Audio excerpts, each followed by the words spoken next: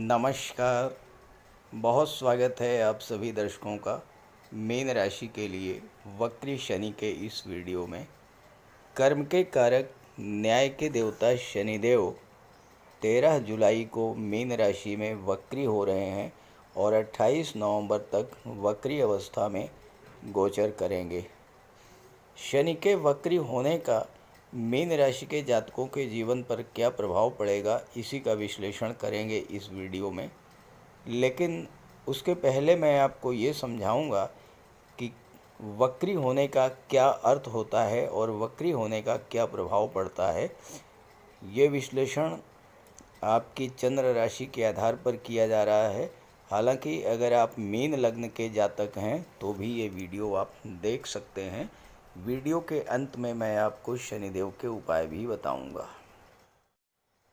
तो ये है मीन राशि के जातकों की कुंडली। शनि का गोचर आपके कुंडली के लग्न के भाव में है और मीन राशि के जातकों के जीवन में शनि की 7.5 का दूसरा चरण गतिमान है। राहु 12वें भाव में है, गुरु चतुर्थ भाव में गोचर कर रहे हैं। शनि एकादश भाव और द्वादश भाव के स्वामी होकर के लग्न में गोचर कर रहे हैं। वक्री होने की दशा में एक भाव पीछे यानी कि 12वें भाव का भी फल प्रदान करेंगे। आम धारणा है कि कोई ग्रह वक्री होने पर उल्टी दिशा में गतिमान होता है, जबकि ऐसा नहीं है। वक्री होने पर ग्रह की चाल धीमी हो जाती है, अपनी नॉर्मल स्पीड से कम गति से गतिमान होता है वो ग्रह। तो पृथ्वी से देखने पर ऐसा लगता है कि वो ग्रह उल्टी दिशा में गतिमान है, जबकि ग्रह उसी दिशा में गतिमान होता है, केवल स्पीड में कमी हो जाती है। समस्त 9 ग्रहों में सूर्य और चंद्रमा हमेशा मार्गी रहते हैं, कभी भी वक्री नहीं होते। राहु और केतु हमेशा वक्री गति से ही गतिमान होते हैं और बाकी के 5 ग्रह अपनी गतियों में परिवर्तन करते रहते हैं। शनि वर्ष में एक बार वक्री होते हैं और लगभग 140 दिन तक वक्री रहते हैं। मंगल 2 वर्ष में एक बार वक्री होते हैं, लगभग 76 दिनों के लिए। शुक्र और गुरु वर्ष में एक बार वक्री होते हैं। शुक्र 45 दिनों के लिए और गुरु 123 दिनों के लिए वक्री अवस्था में गोचर करते हैं, जबकि बुध एक वर्ष में 3 बार वक्री होते हैं और हर बार 23 दिनों तक वक्री रहते हैं। वक्री होने पर पृथ्वी से उस ग्रह की दूरी कम हो जाती है, सूर्य से दूरी बढ़ जाती है। पृथ्वी से निकटतम होने के कारण अपना पूर्ण प्रभाव, पूर्ण फल देने में सक्षम होता है वो ग्रह, और इसीलिए कहा जाता है कि वक्री अवस्था में ग्रह को चेष्टा बल की प्राप्ति होती है। वक्री ग्रह पृथ्वी से सर्वाधिक निकट होता है और उस पर किसी अन्य ग्रह का कोई प्रभाव नहीं पड़ता। वक्री ग्रह जिस भाव में गोचर करता है उससे एक भाव पीछे का भी फल देता है।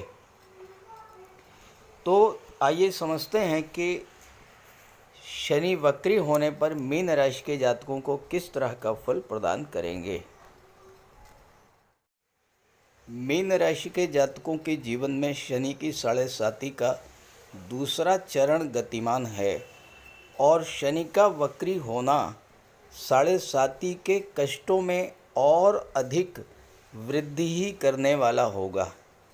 लेकिन ऐसा नहीं है कि सब कुछ नकारात्मक ही हो, बहुत कुछ सकारात्मक फल भी आपको इस गोचर काल में प्राप्त होंगे। तो मैं आपको दोनों ही तरह के फलों पर चर्चा करूंगा कि क्या सकारात्मक फल मिलेगा, क्या नकारात्मक फल मिलेगा और किन बातों को लेकर आपको बेहद सावधान रहना होगा। देखिए, लग्न में है, गुरु की राशि में है। शनि जब गुरु की राशि में गोचर करते हैं तो अच्छा फल प्रदान करते हैं।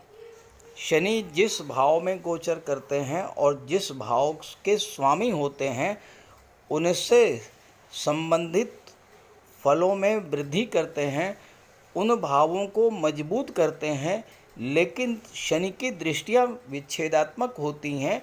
जिन भावों पर शनि की दृष्टि पड़ती है उन भावों से संबंधित चीज़ों का विच्छेद भी करते हैं। तो पहले समझते हैं कि एकादश भाव, द्वादश भाव और लग्न से संबंधित किस तरह के फल आपको प्राप्त होंगे। देखिए, शनि जैसे ही मीन राशि में आए 29 मार्च को शनि राहु का पिशाच योग आपके लग्न के भाव में बन गया। लग्न भाव आपका व्यक्तित्व होता है।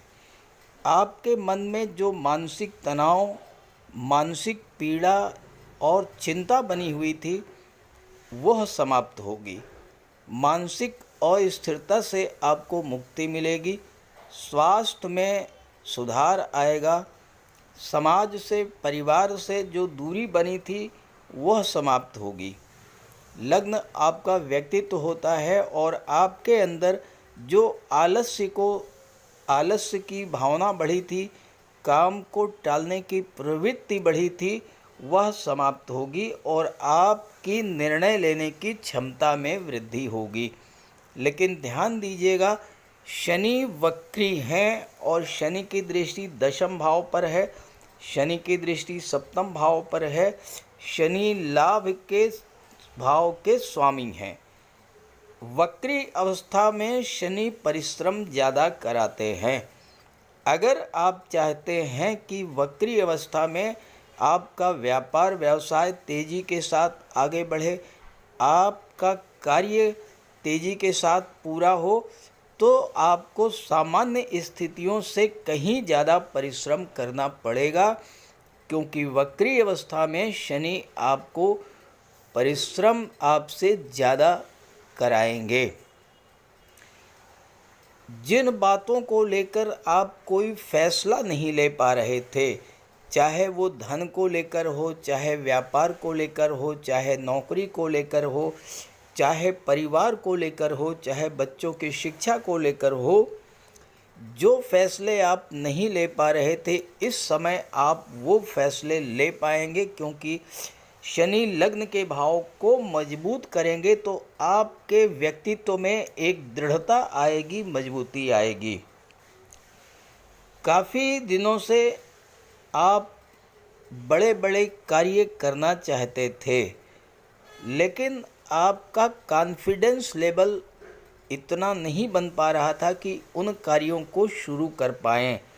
तो अब आपका कॉन्फिडेंस लेवल बढ़ेगा, आत्मविश्वास में वृद्धि होगी और वो कार्य जो आप नहीं कर पा रहे थे उन कार्यों को भी इस समय शुरू करेंगे और उन कार्यों को पूरा भी करेंगे, क्योंकि गुरु इस समय अतिचारी अवस्था में है, चौथे भाव में है। गुरु की दृष्टि अपनी ही राशि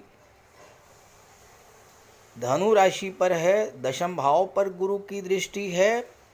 शनि गुरु की राशि में गोचर कर रहे हैं, तो आपके करियर प्रोफेशन के लिए ये समय बेहद अनुकूल रहेगा, लेकिन परिश्रम आपको बहुत ज़्यादा करना पड़ेगा। शनि निर्माण के कारक होते हैं।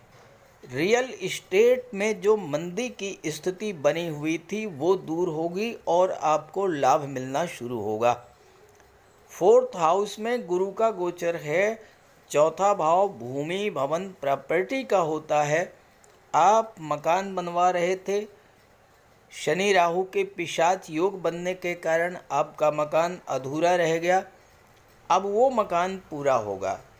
व्यापार व्यवसाय में जो मंदी की स्थिति थी वो मंदी की स्थिति समाप्त होगी, लेकिन ध्यान रहे कि इस समय कोई नया बिजनेस पार्टनर नहीं बनाना है आपको। अगर आपको पार्टनरशिप में कोई व्यापार व्यवसाय शुरू करना है तो वो आप 28 नवंबर के बाद शनि के मार्गी होने के बाद ही शुरू कीजिएगा। तीसरे भाव पर शनि की दृष्टि पड़ेगी। तीसरा भाव भाई बहनों का और मित्रों का होता है। यहाँ पर अगर आपने अपने वाणी पर, अपने व्यवहार पर नियंत्रण नहीं रखा तो भाई बहनों और मित्रों के साथ आपके रिलेशंस खराब हो सकते हैं। यात्राएं आपको करनी पड़ेंगी और वक्री शनि आपको उन क्षेत्रों में लेकर जाएंगे जहां जाने से आप पहले डर रहे थे। आपके मन में एक डर था, एक झिझक थी। आप उन क्षेत्रों में भी जाएंगे, उन क्षेत्रों में जाने का साहस करेंगे। वक्री शनि 12वें भाव को भी बल देगा। आप विदेश जाना चाहते थे, जा पाएंगे। तीसरा भाव ऑनलाइन प्लेटफॉर्म का होता है, संचार माध्यमों का होता है और शनि 12वें भाव का फल दे रहे हैं। 12वें भाव में राहु बैठे हैं।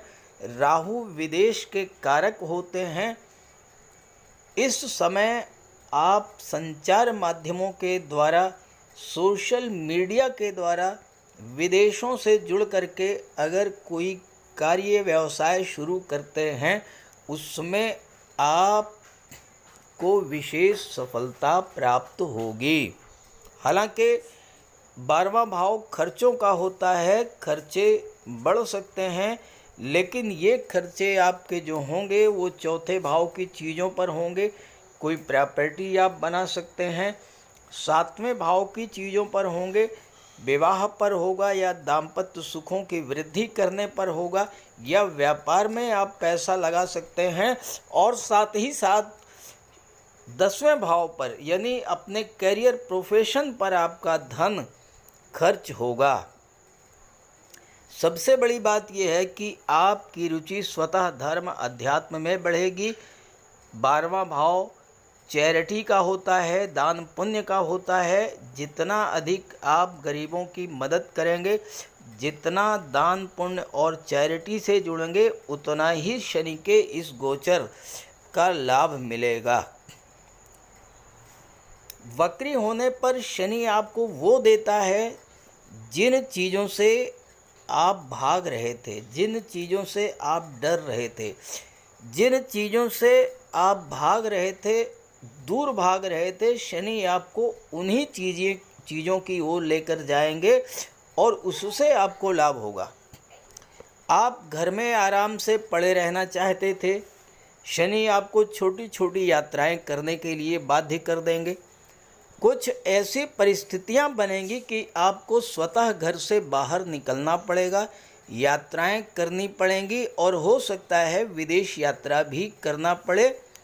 हालांकि इन यात्राओं से आपको लाभ मिलेगा, चूँकि आपकी रुचि धर्म अध्यात्म में बढ़ेगी तो किसी तीर्थ यात्रा और किसी धार्मिक यात्रा पर भी जाने का योग बनेगा। 7वें भाव पर शनि की दृष्टि पड़ेगी तो विवाह को लेकर आपके मन की चिंताएं तो दूर होंगी, लेकिन वैवाहिक रिश्तों को लेकर के थोड़ा सा आपको सावधान रहना पड़ेगा। 7वां भाव दूसरी संतान को दर्शाता है। दूसरी संतान से दूरी बन सकती है, जीवन साथी का स्वास्थ्य खराब हो सकता है या किसी कारण से मतभेद हो सकता है। इन चीज़ों को लेकर के आप सावधान रहिएगा। फैमिली लाइफ में किसी तरह का कोई तनाव की स्थिति बनी थी तो इस समय आप स्पष्ट निर्णय ले पाएंगे। तो ये सब घटनाएं आपके साथ 13 जुलाई से 28 नवंबर के बीच घटित होंगी। लेकिन प्रश्न ये है कि क्या सभी मीन राशि के जातकों के साथ ऐसा होगा? तो ऐसा कतई संभव नहीं है, क्योंकि मीन राशि के 1-2 नहीं करोड़ों जातक हैं। ऐसी स्थिति में अगर आप ये जानना चाहते हैं कि आपके साथ किस तरह की घटनाएं घटित होंगी, आपके जीवन में किन ग्रहों के कारण समस्याएं हैं और क्या उनसे आपको किस तरह से राहत मिलेगी, तो इसके लिए मैंने अपना व्हाट्सएप नंबर वीडियो के डिस्क्रिप्शन बॉक्स में दे दिया है। आप वहां से अपनी समस्याएं, अपने प्रश्न भेज सकते हैं और मैं उनका समाधान प्रस्तुत करने का प्रयास करूंगा। अब समझते हैं शनि के उपायों को।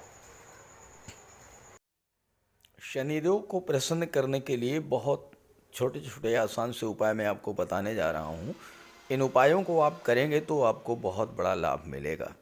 देखिए, शनिवार के दिन प्रातःकाल स्नान ध्यान पूजा पाठ से निवृत्त होकर भगवान भोले शंकर के मंदिर जाइए और भगवान शिव को गंगा जल काला तिल मिला करके जल अर्पित कीजिए और सूर्यास्त के बाद पीपल के वृक्ष के नीचे तेल का दीपक जलाइए। शनिवार के दिन काला तिल, काली उड़द, सरसों का तेल, काला छाता, काले कंबल का दान करने से आपको विशेष लाभ मिलेगा। शनिवार के दिन छाया दान करने से बहुत बड़ा लाभ मिलता है। एक कटोरी में सरसों का तेल लेकर के उसमें अपना चेहरा देखिए और उसको दान कर दीजिए। गरीबों की मदद कीजिए यथाशक्ति और सूर्यास्त के बाद हनुमान चालीसा और सुंदरकांड का पाठ कीजिए।